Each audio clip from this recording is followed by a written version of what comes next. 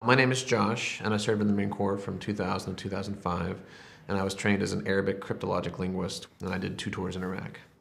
As a member of the intelligence community, no one really expected me to go fight anybody. I mean, of course, we were trained and we had weapons so we could defend ourselves, but we were not an offensive force. And so my team of 6 guys was attached to an infantry unit that was following a reconnaissance unit. They were part of some of the initial and very violent battles in Nasiriyah. It would get mortared and rocketed.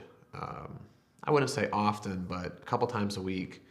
And then one week it was like 5 days in a row. It's taken me years to get comfortable with any type of siren, shrieking, whistling sound.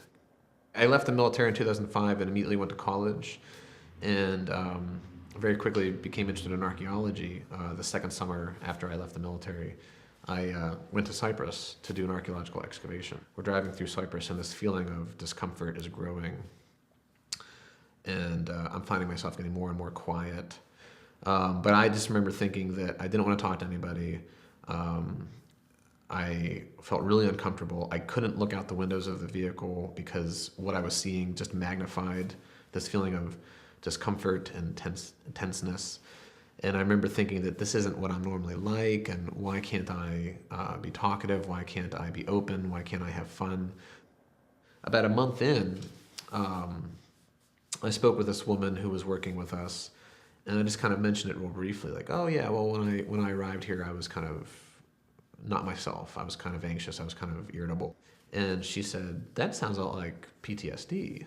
Like you were feeling stress related to a prior experience that you may have had. And she was the first person to make me think. I mean, I knew that the burning smell bothered me. I knew that the sirens sound bothered me.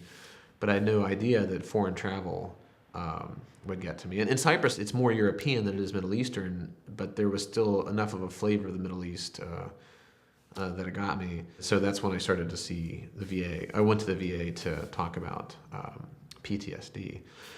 And so I remember I was meeting with a VA counselor. This is in Pittsburgh, Pennsylvania. He says, well, the reason I think you're feeling this anxiety and this discomfort and this irritability is that you're going to, you're entering experiences that remind you of the worst experiences you've ever had. So she did a really nice job of coaxing me into this idea that it's perfectly natural to feel this way, that it's normal, that it's almost expected to feel this way, and that there's nothing wrong with it. It's just something I've got to work my way through.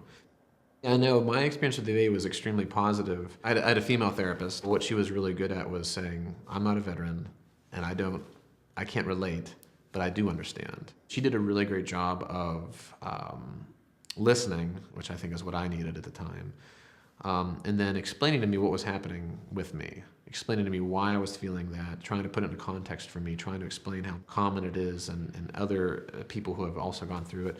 And she did a great job of providing this safe environment for me to let it all out, to not feel judged, and to realize that her sole goal, her only purpose in this setting was to help me. As long as I'm being honest about who I am and what I feel and what I've been through and what's going on with me, it's a safe environment.